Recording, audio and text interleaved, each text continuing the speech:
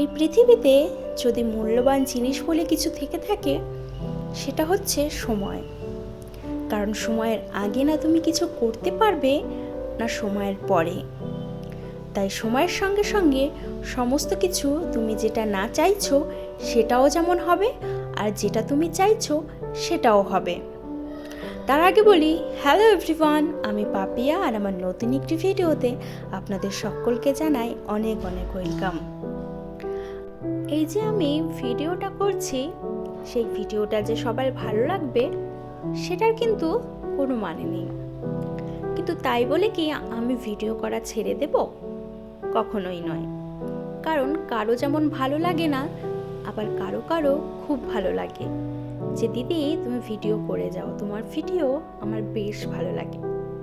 শুধু ওই একটা বা দুটো মানুষের কথায় মনের ভেতর অনেকটা বেশি প্রেরণা পায় যে হ্যাঁ, আমাকে করতে হবে, আমি পারবো। অনেকে ভিডিও করাটাকে ভাবে যে এগুলো করলে কি হয়, শুধু শুধু সময় নষ্ট, এইসব ঢংঝং করে কোনো লাভ নেই। একটা সময় নিজের বাস্তব রূপে ফিরে আসতে হবে।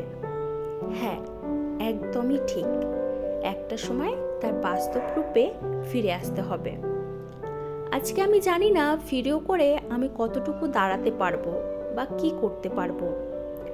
শুধু এটাই অপেক্ষা করছি যে সময়ের সাথে সাথে হয় আমার ব্যর্থতা, না হয় আমার সফলতা সবার সামনে একদিন ঠিকই ফুটে উঠবে।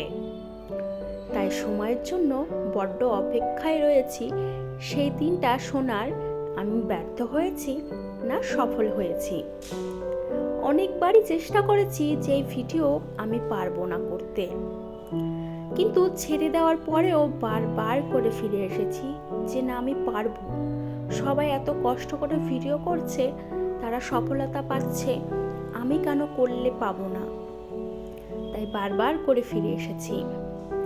যাই হোক, অনেক সিরিয়াস কথাবার্তা হয়ে গেছে, এখন মেন টপিকে আসা যাক। আজকে রান্না করব দই কাতলা। সেটা অনেকেই আমরা পারি, আবার অনেকেই পারি না। যারা পারে তারা তো অবশ্যই আমার ভুলটা ধরতে পারবে আর ঠিকও ধরতে পারবে, আর যারা পারি না তারা হয়তো যেভাবে আমি রান্না করব সেটাকেই ভালোবাসবে। যাই হোক, এখানে কাতলা মাছটাকে আমি বেশ ধুয়ে অল্প নুন হলুদ মাখিয়ে রেখে দিয়েছি। ওই দই কাতলা পুরো একদম সাদা ফ্যাট পেটে আমার সেটা ভালো লাগে না। এদিকে অল্প একটু পেঁয়াজ, আদা আর জিরেটাকে বেশ সুন্দর করে পেস্ট করে আমি একটা বাটিতে তুলে রেখেছি। তারপরেও দই, কাজু বাদাম আর চিনিটাকেও আমি সেটাকেও ফেটিয়ে রেখেছি। তেলে গরম মশলার একটু জিরে ফোড়ন দিয়ে সেই পেঁয়াজ, আদা আর জিরে বাটাটাকে দিয়ে নুন, হলুদ আর লাল লঙ্কার গুঁড়ো দিয়ে বেশ ভালো করে কষিয়ে নিলাম।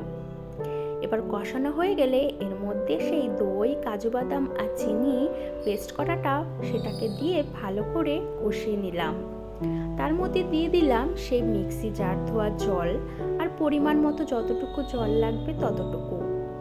ততটুকু দিয়ে এবার মাছগুলোকে দিয়ে ফুটিয়ে নিয়ে ধনেপাতা দিয়ে নামিয়ে নিলেই একদম রেডি।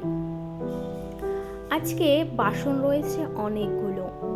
প্রত্যেক দিনই চেষ্টা করি অল্প অল্প বাসন জমলে সেগুলোকে বেশ মেজে ফেলার, কিন্তু আজকে আমি রান্না করতে এতটাই এক্সাইটেড ছিলাম যে সেগুলো আর করা হয়নি।